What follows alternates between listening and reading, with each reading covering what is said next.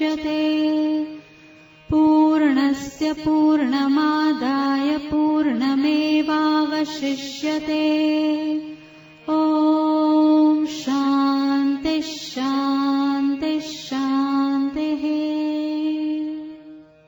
ॐ भद्रं कर्णेभिः शृणुयाम देवाः।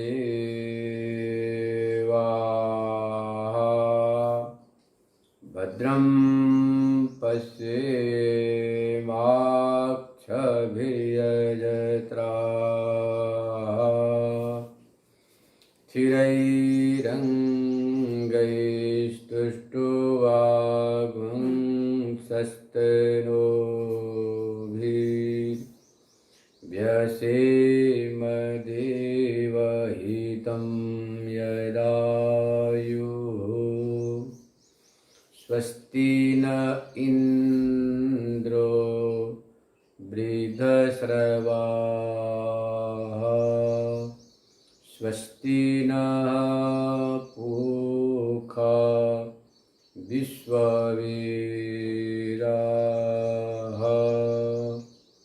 स्वस्ति नस्तार्क्ष्यो अरिष्टनेमिः। स्वस्ति नो बृहस्पतिर्ददातु। ओम शांति शांति शांति।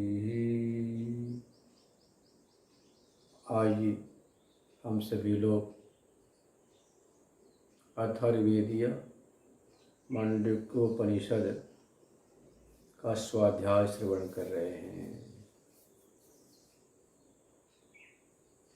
छठे मंत्र की छठवीं कारिका चल रही है। प्रभव सर्वभावानां सतामिति विनिश्चयः। सर्वं जनयति प्राणः चेतोऽंशुं पुरुषः पृथक्।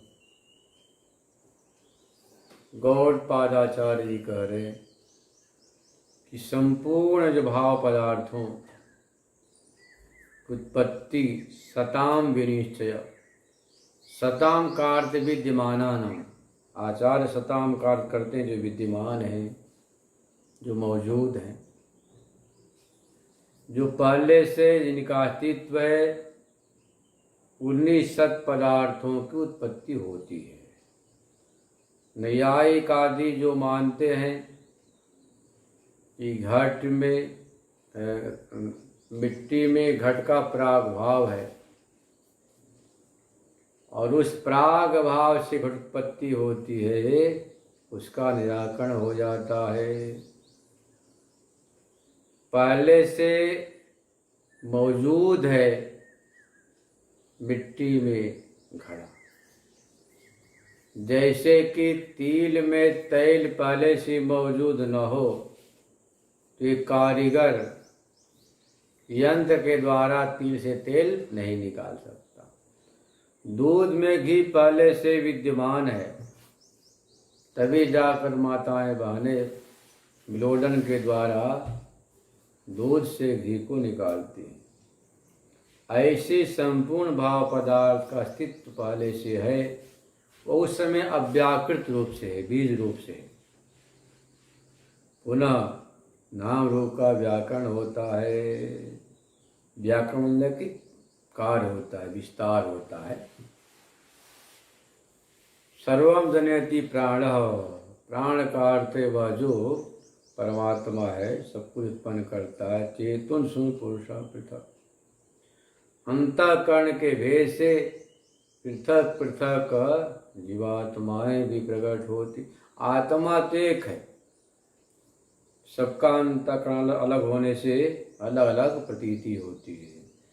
जिस प्रकार आकाश में सूर्य एक है, पर कोई सोने का पात्र, कोई चांदी का पात्र, कोई लोहे का पात्र, कोई लकड़ी का पात्र, कोई घड़ा, कोई नदी, कोई गड्ढा, अब उसमें जैसा जलपात्र उसके अनुसार कहीं स्वच्छ, कहीं निर्मल, कहीं मलिन, कहीं अति मलिन सूर्य का प्रतिबिंब भाषित होता है।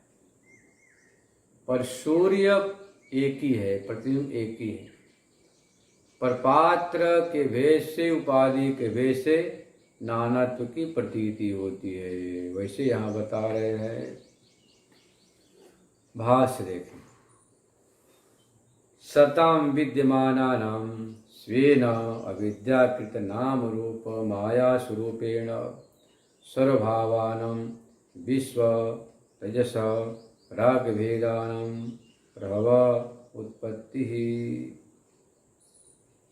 सताम का अर्थ आचार्य ने कहा विद्यमानानां, जो पहले से विद्यमान है, मौजूद हैं, जिनकी सत्ता पहले से है। स्वेन विद्याकृत नाम रूप माया स्वरूपेण प्रभावानाम, स्वेन के ऊपर टिप्पण का टिप्पणी करते हैं, स्वीय वास्तव स्वरूप अधिष्ठानात्मना, मतलब कार्यात्मना नहीं है। मिट्टी में जो घट है वह घट कार्यात्मना नहीं है, कारणात्मना है। घटत्वेन, घट का अभाव घट देश में नहीं होता है। तो पटत्वेन, घट देश में भी हम घटाभाव कह सकते हैं। विजातीय संसर्ग और धर्मावच्छेदेन प्रत्येक वस्तु का भाव केवलान्वय होता है। जैसे घटत्वेन, जो घट है वह तो आपका भूतल पर है। घटत्वेन, घट संयोग संबंधेन भूतल में है। पर पटत्वेन या समवाय संबंधेन भूतल में घट का भाव है। पटत धर्म पट में रहता है, वह धर्म इधर उधर नहीं, इसलिए उसके अभाव है। और समवाय संबंध से जो घट है वह कपाल में है, घटत्व घट में, समवाय संबंध से अभाव कह सकते हैं। और संयोग संबंध से भूतल में घट है। यहाँ बता रहे हैं कि वह जो स्वेन विद्याकृत, स्वेन का स्वीय अधिष्ठानात्म रूपेण कारणात्मना अविद्याकृत नाम रूप माया स्वरूप से सर्वभावाना संपूर्ण जो भाव पदार्थ है, विश्व यश राग भेदानम प्रभवोत्पत्ति उन्हीं की होती है। जैसे तिल में तेल विद्यमान है, बाद प्रकट होता है। दूध में घी विद्यमान, बाद प्रकट होता है। ऐसे ही प्रत्येक जो प्राणी है, जो चराचर जगत है, कारणात्मना अधिष्ठानात्मना उनकी सत्ता है। बाद में वह तत्तद नाम रूप से अलग अलग प्रकट होते हैं। वह क्षति च कहते भी हैं। बंध्या पुत्र न तत्वेन माया वापी जायते थी। यह एक सिद्धांत हो गया कि जो पहले से चीज मौजूद है, विद्यमान है, जिसकी सत्ता स्थिर है, वही चीज पुनः कार्यात्मना अपने स्वरूप को, कार्य की परिणति को प्राप्त करती है। मिट्टी में घट की सत्ता है, तंतु में पट की सत्ता है, तिल में तेल की सत्ता है, दूध में घृत की सत्ता है। घृत पहले से मौजूद है, बाद में वही एक प्रक्रिया के द्वारा प्रकट होता है, जो हमारे चक्षु का विषय बनता है, चक्षु गोचर होता है, इंद्रिय का विषय बनता है। यदि वहाँ पर वो चीज नहीं होती तो बाद में भी हमारी इंद्रिय का विषय नहीं बनती। दृष्टांत दिया, इसको बोलते व्यतिरेक दृष्टांत। व्यतिरेक दृष्टांत दिया कि बंध्या पुत्र न तत्वेन माया वापी जायते। जो बंध्या का बेटा है, पुत्र है, वह वास्तव में या माया से भी उत्पन्न नहीं होता है, क्योंकि बंध्या का पुत्र असत है, होता ही नहीं, सीधी बात। अरे बेटा हो जाए तो बंध्या क्यों कहेंगे, अब बंध्या तो बेटा कहाँ। तो बंध्या पुत्र न तत्वेन है न माया, उसकी सत्ता है नहीं, निसत्व है, इसीलिए वह उत्पन्न नहीं होता है। तो सिद्ध क्या हुआ कि जो चीज पहले से मौजूद है, विद्यमान, इसकी सत्ता है, वही कार्यात्मना कार्य के समय प्रकट होती है। उसकी सत्ता न हो तो प्रकट भी नहीं होगा, इस सिद्धांत स्थापित हुआ। यदि ही असतामेव जन्म स्यात् ब्रह्मणो अव्यवहार्यस्य ग्रहण द्वारा अभावात् असत प्रसंग। अब यहाँ आक्षेप पूर्वक समाधान कर रहे हैं, आक्षेप पूर्वक समाधान करते हैं। इसको बोलते हैं आरोप्य, आरोप भाव से किसी चीज को समझाना, इसी का नाम तर्क है। तर्क मतलब कि यदि वह्नि न स्यात् तर्हि धूमोऽपि न स्यात्, आग नहीं होती तो धुआं नहीं उठती, क्योंकि धुआं उठती हुई दिखाई दे रही जंगल में, इसका मतलब आग है। भले अग्नि आंख से दिखाई नहीं पड़ रही, दूरत्व दोष से दूर होने से, और धुआं को देखकर अग्नि का पक्का अनुमान हो गया, निश्चय, तो धुआं है मतलब आग होना चाहिए, इसको तर्क बोलते हैं। यदि वह्नि न स्यात् तर्हि धूमोऽपि न स्यात्, आग नहीं होती धूम भी नहीं हुआ, क्योंकि धूम है इसलिए अग्नि है। यह भी एक समझाने का तौर तरीका उससे बता रहे हैं। यदि असतामेव हि जन्म स्यात्, यस्मात्, जिस कारण से असत पदार्थों का जन्म होता, तो जब ब्रह्म है, अव्यवहार है, ग्रहण द्वारा भाव, ग्रहण मतलब कि हमारे इंद्रियों के द्वारा उसका ग्रहण नहीं होता है, तो ग्रहण के द्वारा उसका अभाव है, अभाव होने के कारण से असत प्रसंग हो जाता, पर ऐसा नहीं होता है। दृष्टम च, देखा भी गया है, मैं समझा दिया ना, यह सत पदार्थों का जन्म होता तो ब्रह्म जो व्यवहार है, ग्रहण के द्वारा भाव होने से उसमें भी असत प्रसंग आ जाता। तो जिस चीज का ग्रहण न हो इतने से असत नहीं होता है, बल्कि असत का बाद होता है, क्योंकि ब्रह्म का बाद नहीं होता इसलिए असत नहीं है। और सत नहीं कर सकते क्योंकि हमारे चक्षुरा इंद्रियों से ग्रहण भी नहीं होता है, इसलिए स्वयं हम सत भी नहीं कर सकते। तो ब्रह्म कैसा, न सत है न असत। सत नहीं क्योंकि ग्रहण नहीं होता, असत नहीं क्योंकि बाद नहीं होता। अब यहां समझा रहे एक दृष्टांत से। दृष्टम च रज्जु सर्पादीनाम अविद्याकृत माया बीजोत्पन्नानम रज्ज्वाद्यात्मना तत्वम।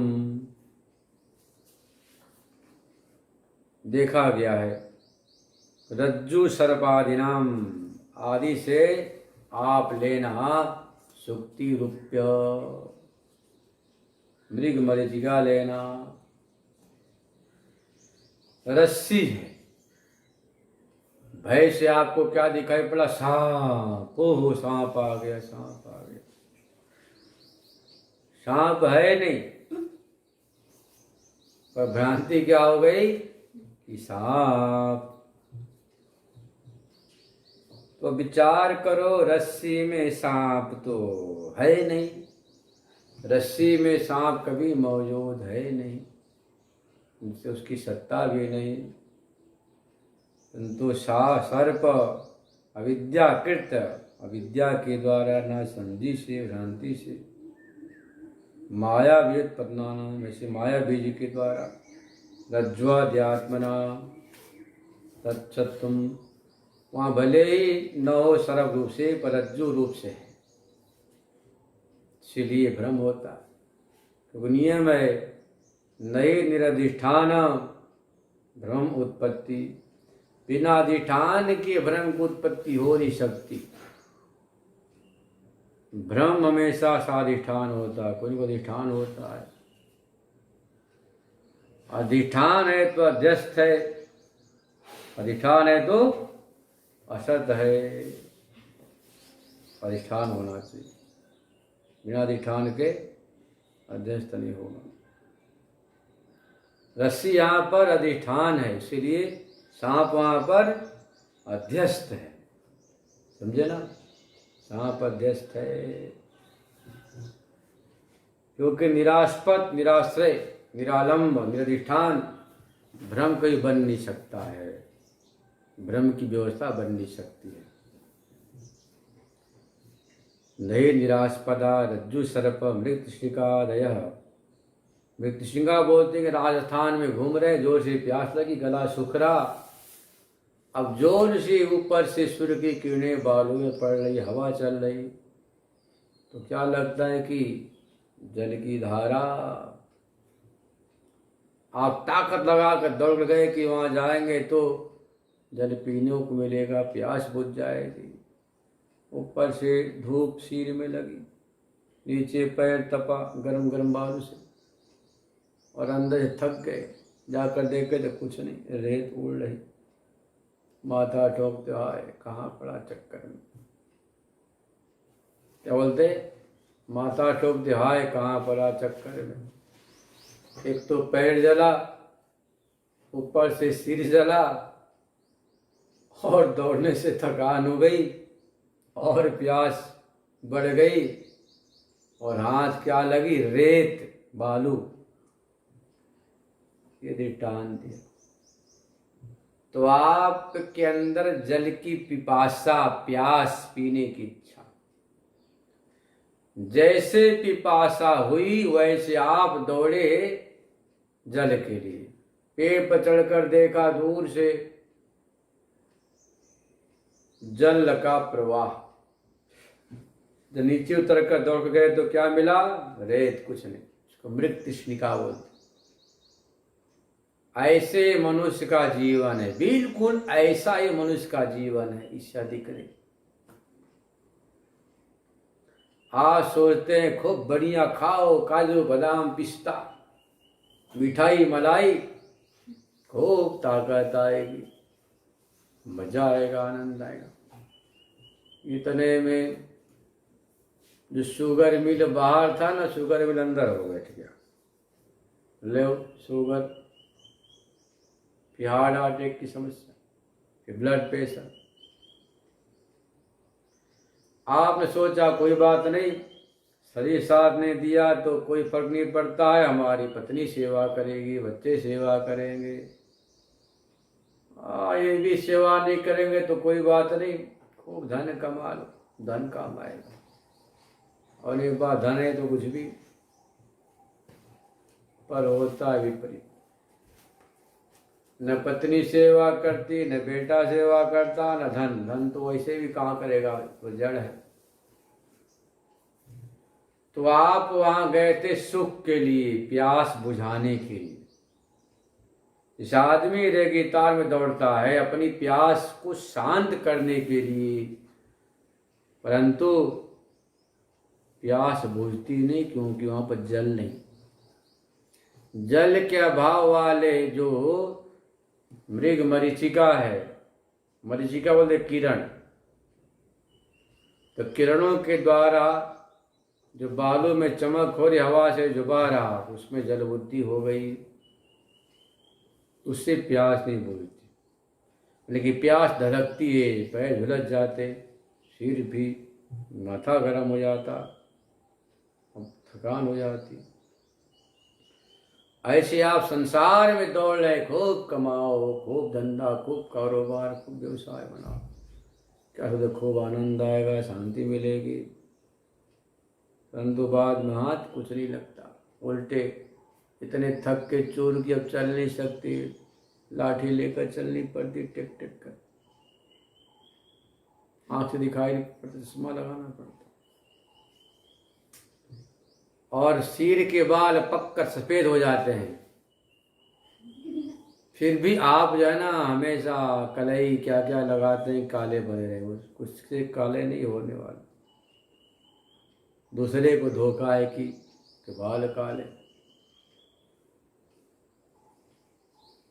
और आपके अंदर की प्यास और बढ़ जाती। हाय मैंने बहुत कुछ किया पर हाथ कुछ नहीं लगा, सब धोखा है। तो मृगशिका के समान जीवात्मा संसार में सुख को पाने के लिए दौड़ रहा, पर सुख है नहीं। संसार में सुख नहीं तो सुख कहाँ से मिलेगा? अरे रेगिस्तान के बालू में जल होता तब तो प्यास बुझती, स्नान करते गोते लगाते, वो तो बालू है। किरणों से जल बुद्धि हो रही, जैसे सूर्य के किरणों के बालू में पड़ने से जल बुद्धि होती है, ऐसे आपके जीवन में ये दुनिया वाले जो बोलते हैं ना, अरे भाई तू पढ़ लिख ले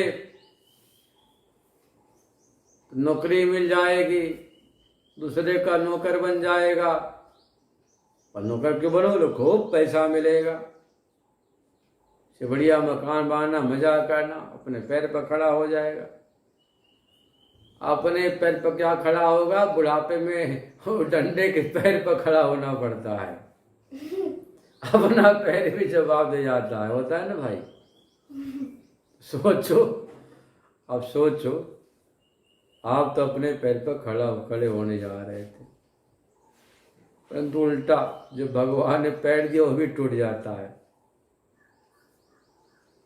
पर देखो यहाँ आप चिकित्सा कराते ना वैद्य से, शायद ठीक भी हो जाता। अब नाम सुना होगा ना अटल बिहारी वाजपेयी का, जो देश के अच्छे प्रधानमंत्री थे, अच्छे प्रधानमंत्री में उनका एक नाम आता है, बहुत अच्छे थे। और दूसरे के बहकाव में आकर विदेश जाकर घुटना का उपचार कराए, जो घुटना तो भी खत्म, चलना फिरना बंद। वही आदमी दूसरे के बहकाव में नहीं आते और वैद्य से इलाज कराते, तो मेरा पूरा विश्वास 10-20 साल तो और घुटना काम दे ही देता, पर नहीं। आप वैसे चलते जैसे वो कथा आती वेदांत में, एक पंडित जी महाराज थे, अब उनको चाय पीने की आदत थी। उस जमाने में चाय तो क्या काढ़ा बनता था, ये चाय को मैं बोलता हूँ जहर, ये विदेशी जहर है चाय, वास्तव में जहर। चाय पीने वाले का पहले पेट खराब है, सब खराब। अपने यहाँ काढ़ा पीते थे, तुलसी का, नीम गिलोय का, अदरक डाल दिया, काली मिर्च डाल दिया, लौंग इलायची डाल दिया, थोड़ा गुड़ डाल दिया, सुंदर काढ़ा हो गया। ठंडी है तो सौंफ डाल दिया, गर्मी तो ठंडी है तो ठंडी ऋतु है तो उसमें अजवाइन डाल दिया, गर्मी ऋतु है तो सौंफ डाल दिया, अपने यहाँ काढ़ा। उकाला इसको बोलते, उकाला। तो देखो अब वो बेचारे अपना एक बाजार में गए, बकरी खरीद कर ला रहे थे। 4-5 ठग थे, सोचा कि बहुत अच्छी बकरी है, बकरी कैसे लिया जाए। तो चारों ने योजना बना लिया, इसको बोलते आज बड़ी भाई लॉबी बोलते हैं लॉबी। जैसे आज हमारे देश में कहीं यदि सभ्य सनातनी हिंदू पर कोई आपत्ति आए या मर जाए, हत्या हो जाए, बमलाट हो जाए, ये जो कम्युनिस्टों की, कांग्रेसियों की लॉबी है, जुबान पर ताला लग जाता है। इन मीडिया वालों को ताला लगता है जो अवामपंथी विचारधारा के हैं, कांग्रेसी कम्युनिस्ट विचारधारा के हैं, देशद्रोही विचारधारा। और 7 लाख कश्मीरी पंडित पलायन किए, हजारों मारे गए, बेघर हो गए कश्मीर से, तो किसी ने कुछ नहीं बोला, क्योंकि वे चूंकि हिंदू थे, सनातनी थे, पंडित थे। वही यदि 4 मुसलमान मरते तो क्या हमारे लालू, मुलायम, कांग्रेसी, वामपंथी, ये जो मीडिया, उनके चमचे हाय तौबा करने लग जाते कि अब देश में असहिष्णुता हो गई। अवॉइड वापसी गैंग बोलते हैं, हाय तौबा करता। तो यहाँ पर भी इन ठगों की तरह से 4 ठग लग गए। बोलो कैसे बकरी लिया जाए। एक आया बोला, पंडित जी महाराज राम राम, आज सुबह की यात्रा खराब। बोले क्यों? आप पंडित हो गए, कंधे में क्या लेके चल रहे? बस संस्कार डालकर चला गया। आगे दूसरा आया, बोला पंडित जी महाराज राम राम, घोर कलयुग आ गया। बोले क्या हुआ भाई? बोले क्या हुआ? भगवान ने 2 आंखें दिए, आपने अपने कंधे पर क्या रखा है? तो विदेशी नस्ल का कुत्ता। देखे जरा, अरे कुत्ता नहीं तो बकरी है। अरे महाराज कौन समझाए, आप कितने बड़े पंडित ज्ञानी। चलते बना और संस्कार पक्का हो गया। तीसरा आया, बोला पंडित जी महाराज आज मैं अपने बिटिया की सगाई तय करने जा रहा था, अब शगुन हो गया। सुबह सुबह काली कुतिया पीठ पर लेके जा रहे होता। राम राम राम, चला गया। बोले कि भाई सब बोल रहे, कुछ मेरे आंख के अंदर दोष तो नहीं। तो 3-4 बोले तो पंडित जी महाराज बकरी को छोड़कर चले। बोले कि अच्छा हुआ गांव से दूर हो। 4 ठग मिलकर बकरी को उठा कर ले गए। वही बात यहाँ पर जो यहाँ पर है, वही बात है। मतलब कि जो सत्य है, उस सत्य को, जो बकरी सत्य है, उसको 4 ठगों ने मिलकर कुत्ता बना दिया, बाद में हड़प लिया। वैसे हमारे यहाँ जो सत्य था, उस सत्य को इन लोगों ने दबा दिया, उसको छुपा दिया, और जो असत्य था उसको बाहर लाया। तो यहाँ बता रहे कि भाई यह जो सृष्टि है कैसी है? रज्जु सर्प मृग तृष्णिका, 2 दृष्टांत दिया। रस्सी में से सांप की बुद्धि होती है, रस्सी में से सांप की बुद्धि हो जाती है।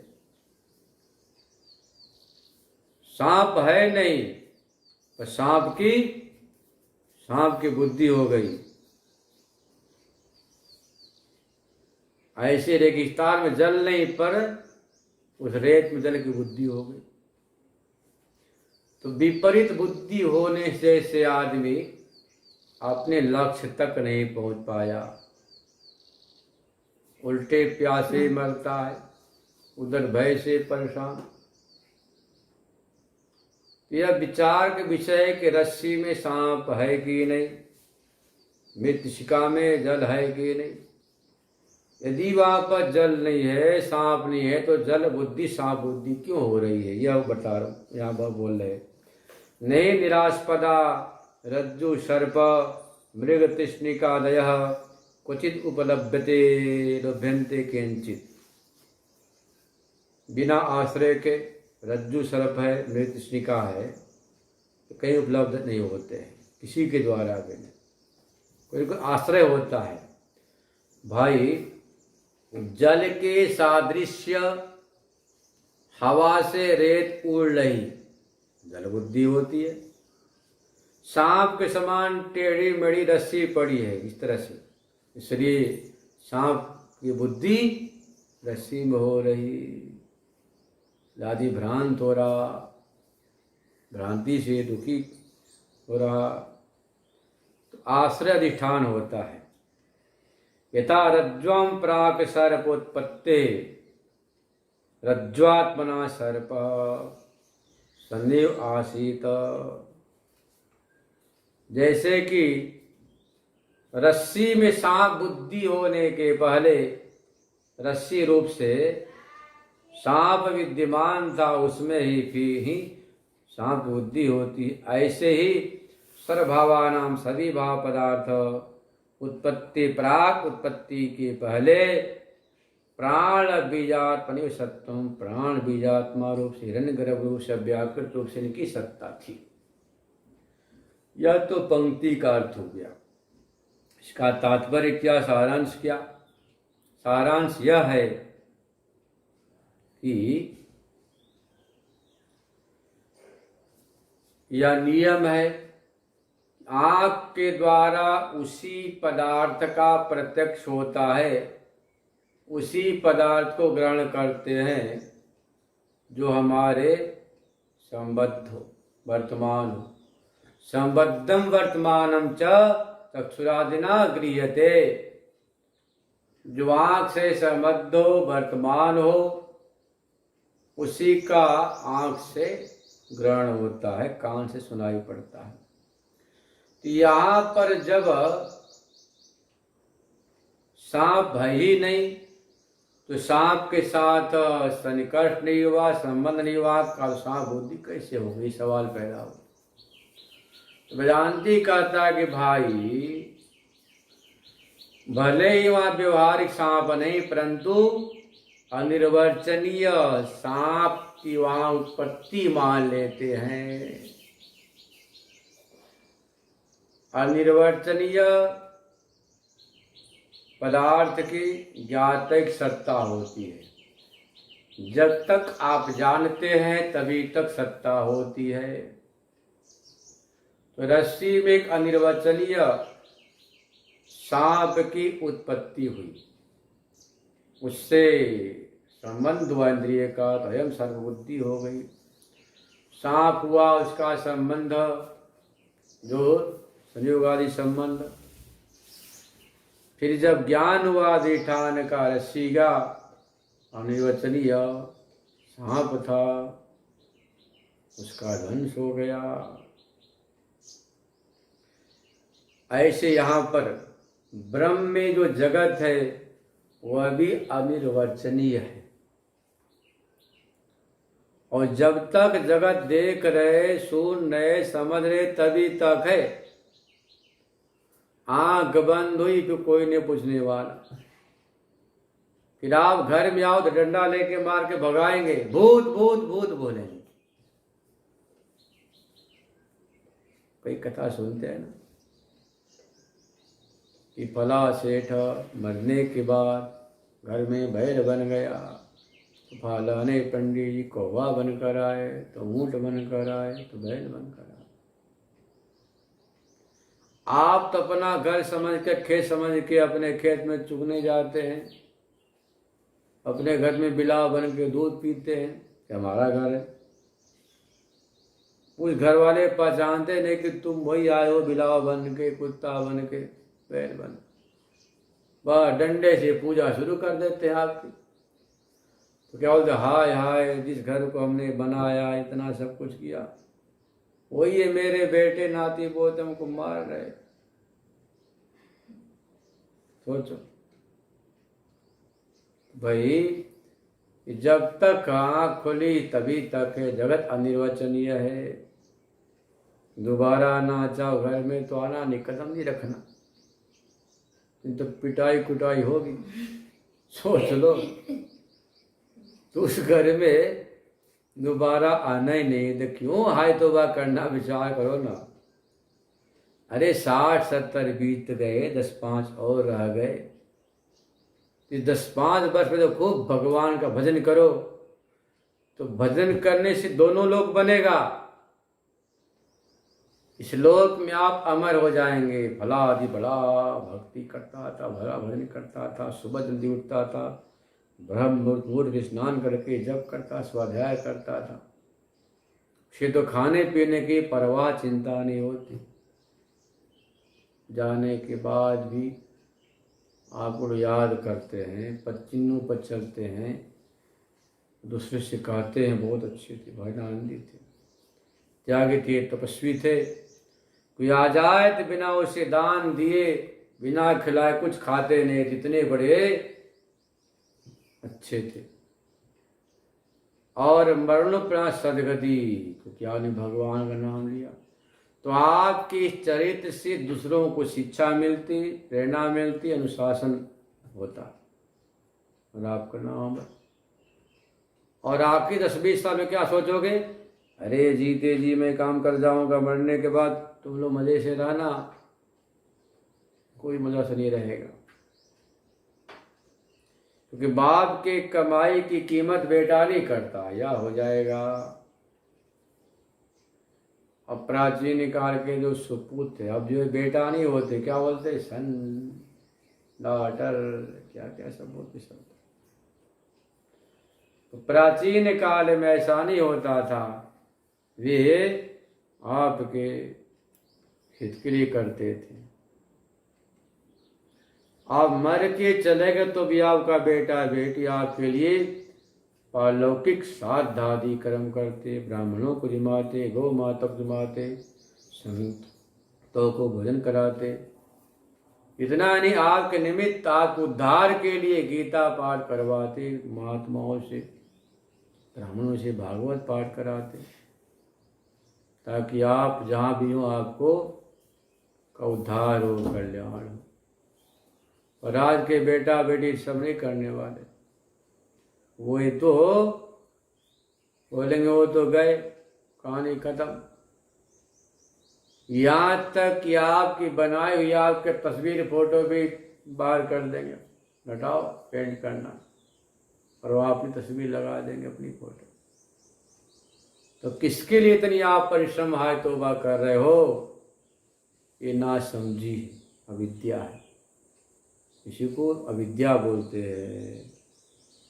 तो यहाँ बता रहे कि भाई अनिर्वचनीय जगत है, जैसे रस्सी में सांप अनिर्वचनीय उत्पन्न हुआ और अनिर्वचनीय सांप का ज्ञान से बाद होता, ऐसी एक में अद्वितीय जो ब्रह्म सत्ता है, चैतन्य ब्रह्म है, उसी में अनिर्वचनीय यह जगत है, नाम रूपात्मक प्रपंच है। और तत्व ज्ञान होने के बाद इसका बाद हो जाता है। ज्ञाते तत्वे कह संसार, शुष्क निरे कह कासार, वैशिगते कह काम विकार, भज गोविंदम भज गोविंदम भज गोविंदम मूढ़ मतेरे। आचार्य शंकर कह रहे, इस जवानी को संभालो, सदुपयोग करो। वैशिगते कह काम विकार, जवानी जाने के बाद काम विकार नहीं।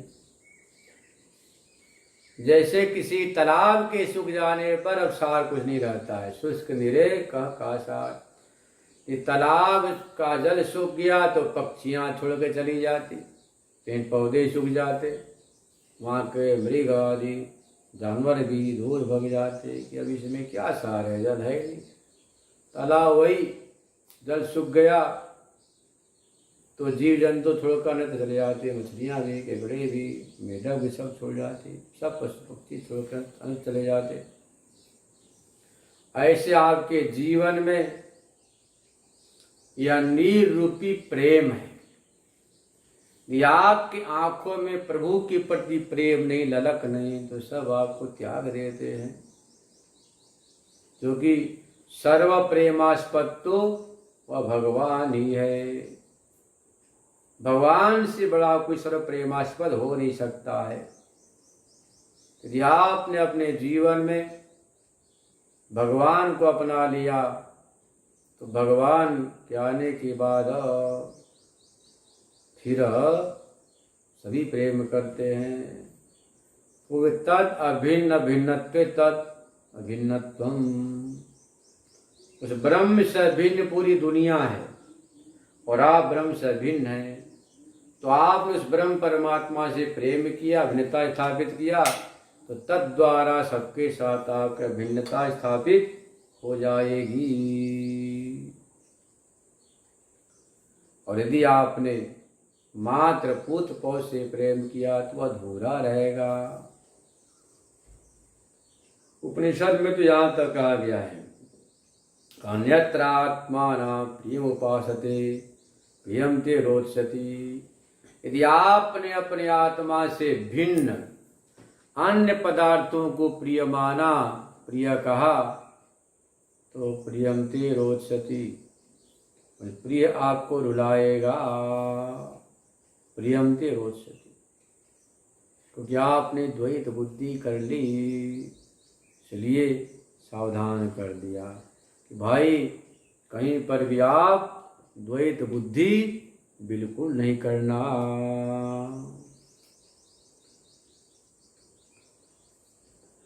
इत्यतः भक्ति ब्रह्मैविदं सर्वम् आत्मैविदं अग्रासीत। सब कुछ ब्रह्म में था, आत्मा ही था। इति सर्वं जनयति प्राणश्चेतोऽंशुन् अंशव इव रविचिदात्मकस्य पुरुषस्य चेतोरूपा जलार्क समः प्रागतेयस्य विश्वेदेन देवतिर्यंग देवतिर्यंगादि देवभेदेषु विहायमानः चेतोऽंशवो एतान् पुरुषः पृथग् विषय भावलक्षणान् अग्निविस्फुल्लिङ्गवत् सलक्षणान् जलार्कवच्च जीवलक्षणान् वितरान् सर्वभावान् प्राणो बीजात्मना जनयति यथोर्नाभि यथावने क्षुधा स्फुलिंगः इत्यादि श्रुते एक ही वाक्य में सब कह दिया। सब कुछ उत्पन्न करता कैसे? जैसे भगवान सूर्य हैं। भगवान सूर्य का जब जल में प्रतिबिंब पड़ता है तो हजारों लाखों कणों में एक साथ प्रतिबिंब भाषित होते, ऐसे सब कुछ उत्पन्न होता है। जलार्क समापक प्रागतेश विश्वेदेन देवता तिर्यक दानव दैत्य आदि देवभेद में जो प्रतीयमान जीवात्मा चिदाभास है, तान पुरुष पृथक विषय जो अलग अलग विषय भाव विलक्षण है। कैसे? अग्नि विस्फुलिंग, इस अग्नि से चिंगारियां उत्पन्न होती है, ऐसे ही ये जीवात्मा उसी ब्रह्म से परमात्मा से उत्पन्न हो तो उसी में विलय हो जाते हैं। लक्षण जलार्कवच्च, या जैसे जल में अर्क सूर्य को, ये जल में सूर्य का प्रतिबिंब है, ऐसे जगत यह भाषित हो रहा है। जीव लक्षणा इतरान स्वभावान प्राणों बीजात्मा, से भाव पदार्थों को वह जो प्राण है, वह जो हो बीजात्मा है, वो जनयति करते उत्पन्न करते। कैसे? यथो उड़ना भी, उड़ना ही बोलते मकड़ी को। जैसे मकड़ी अपने मुख से लार को निकालकर बड़ा सुंदर ताना बोना जाल बनाती है, अपना उसी लार को निकल जाती। ऐसे वही परमात्मा अपने संकल्प शक्ति से संसार प्रकट करते हैं, लीला करते, और महाप्रलय में उन्हीं में सब कुछ विलीन हो जाता है। यथा अग्ने क्षुद्रा विस्फुलिंगा इत्यादि श्रुति है। भगवती श्रुति कहती है जैसे अग्नि से छोटे छोटे छोटी छोटी चिंगारियां उत्पन्न होती हैं, और उत्पन्न होने के बाद वे चिंगारियां पुनः उसी में विलय को प्राप्त हो जाती हैं। इसी प्रकार से चराचर जगत उसी परमात्मा से उत्पन्न होता है, उसी में स्थित है, और उसी में पुनः विलय को प्राप्त हो जाता है। इसलिए आपको कहा गया है कि सत्यम ब्रह्म जगन मिथ्या। जीवो ब्रह्म ही बना पर एक ब्रह्म ही सत्य, जगत मिथ्या है, ये ब्रह्म रूप है, दूसरी कोई चीज़ है ही नहीं। आप इस बात का हमेशा चिंतन करें तो जीवन में आनंद ही आनंद है। शेष कल श्रवण